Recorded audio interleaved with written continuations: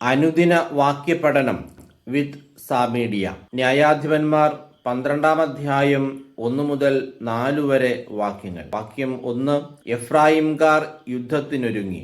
അവർ സഫോണിലേക്ക് ചെന്നു. ജഫ്തായോട് പറഞ്ഞു, അമ്മോന്യരോട് യുദ്ധം ചെയ്യാൻ നീ അതിർത്തി കടന്നപ്പോൾ നിന്നോടൊപ്പം വരാൻ ഞങ്ങളെ വിളിക്കാഞ്ഞതെന്തുകൊണ്ട്?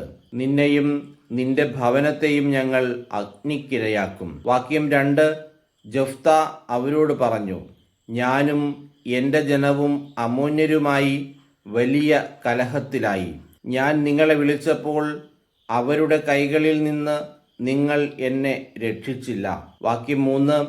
നിങ്ങൾ എന്നെ രക്ഷിക്കുകയില്ലെന്ന് കണ്ടപ്പോൾ ഞാൻ എൻ്റെ ജീവൻ കയ്യിലെടുത്ത് അമ്മോന്യർക്കെതിരെ ചെന്നു. കർത്താവ് അവരെ എൻ്റെ കയ്യിൽ ഏൽപ്പിക്കുകയും ചെയ്തു. എന്നിട്ടിപ്പോൾ നിങ്ങൾ എനിക്കെതിരെ യുദ്ധം ചെയ്യാൻ വരുന്നോ? വാക്യം 4. ജഫ്ത ഗിലെയാദുകാരെയെല്ലാം ഒന്നിച്ചുകൂട്ടി എഫ്രായിമിനോട് യുദ്ധം ചെയ്തു. ഗിലെയാദുകാർ എഫ്രായിമിൻ്റെയും മനാസ്സയുടെയും ഇടയിൽ വെറും അഭയാർത്ഥികളാണെന്ന് എഫ്രായിംകാർ പറഞ്ഞതുകൊണ്ട് ഗിലെയാദുകാർ അവരെ തകർത്തുകളഞ്ഞു.